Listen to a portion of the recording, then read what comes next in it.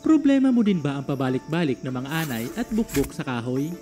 Kung ganon, para sa iyo ang video na ito. Sa video natin na ito, ay ibabahagi ko ang isa na namang paraan upang maiwasan ang pagkakaroon ng bukbok at anay sa kahoy. Ano nga ba ito at papaano ito gawin? Ngunit bago ang lahat, kung bago ka pa lamang sa channel na ito, ay huwag kalimutang mag-subscribe at pindutin ang notification bell para lagi kang updated sa mga bago naming upload. Ang kahoy ang isa sa paboritong pagkain ng mga anay at bukbok dahil ito ay likas na siksik sa isang organic compound na tinatawag na cellulose. Ito ang pangunahing mineral na kailangan ng mga anay at bukbok para mabuhay. Kaya naman, kinahihiligan nilang kumain ng kahoy. Kahit anong uri ng kahoy ay kinakain nila upang manatili silang masigla. Hindi rin mahalaga sa mga anay kung anong klaseng kasangkapan na yari sa kahoy ang maaari nilang kainin, gaya ng pinto, bintana, upuan, pundasyon, at kung ano-ano pang gamit na yari sa kahoy. Siguradong uunti-unti nila ito hanggang sa ito ay maubos. Kasama rin sa mga pagkain nila na maaaring makita sa bahay ay ang mga papel, karton, halaman at maging ang tela. Kaya naman, kung hindi sila maaagapan, magiging peste sila sa bahay. Isa sa paraan upang huwag tangkaing kainin ng mga pesteng anay at bukbok ang kahoy ay sa pamamagitan ng paglason sa kagamitan sa bahay na yari sa kahoy. Isa sa maaaring gamiting panlason sa kahoy ay ang used oil mula sa mga sasakyan. Kadalasan, itinatapon na lamang ang used oil ng karamihan. Kaya naman upang hindi ito masayang, maaari itong gamiting panglason sa kahoy.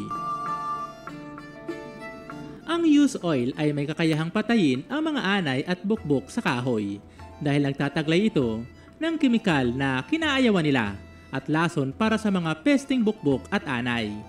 Isa pang advantage ng paggamit ng used oil ay makakatulong ka na maiwasan ang pagtapon nito sa mga landfills at dagat na maaaring makasira sa mga yamang dagat. Narito ang mga paraan upang gamitin ang used oil. Napakadali lang gamitin ang used oil bilang panlason sa kahoy.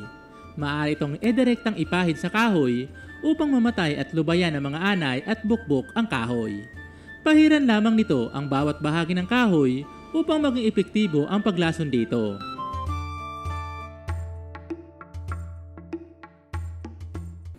Matapos na mapahiran ang lahat ng bahagi ng kahoy, maaari itong ibilad sa araw upang mabilis itong matuyo. Hayaan lamang ito hanggang sa ma-absorb ng kahoy ang kemikal. Paghahalo ng used oil at diesel. Upang mas makatipid at dumami ang kemikal, maaaring paghaluin sa magkaparehong dami ang diesel at used oil. Haluin lang itong mabuti at saka ito ipahid sa kahoy. Maaari din itong ilagay sa sprayer at ito ang gamiting pang-spray sa mga lugar na pinaghihinalaang pinamamahayan ng bukbok at anay. Paghahalo ng used oil at sulignum. Isa pang paraan upang maging epektibo ang paggamit ng used oil para hindi kainin ng pesteng anay at bukbok ang mga kagamitang yari sa kahoy ay ang paghahalo ng used oil at sulignum. Ang sulignum ay kilalang kemikal na nakakatulong sa paglaso ng kahoy. Ngunit ito ay may kamahalan kung bibilhin, kaya naman upang maging mas marami ang gagawing solusyon, maaring haluan ito ng used oil. Haluin lamang itong mabuti bago ipahid sa kahoy. Sa paghahalo nito, maaring mas marami ang used oil kumpara sa sulignum. O kaya naman, upang mas maging matapang ang solusyon, maaring mas marami ang sulignum kumpara sa used oil. Depende ito sa iyong kagustuhan kung gaano karami ang paghahaluin. Ang mahalaga ay maipahid ito sa lahat ng bahagi ng kahoy. Maaari itong gamiting pampahid sa mga kasangkapan sa bahay o bahagi ng bahay na yari sa kahoy, tulad ng lamesa, upuan, pintuan at bintana. Maaari din itong ipampahid sa mga kahoy na bakod upang maiwasan na kainin ito ng mga pesteng anay at bukbok. Paalala lamang, maging maingat sa paggamit nito dahil kung ito ay nakalalason sa mga pesteng anay at bukbok, ito din ay maaaring makalason sa mga alakang hayop at bata kung ito ay maiinom. Siguraduhin na ilagay ito sa mga lugar na hindi nila maaabot at gamitin ito ng ligtas.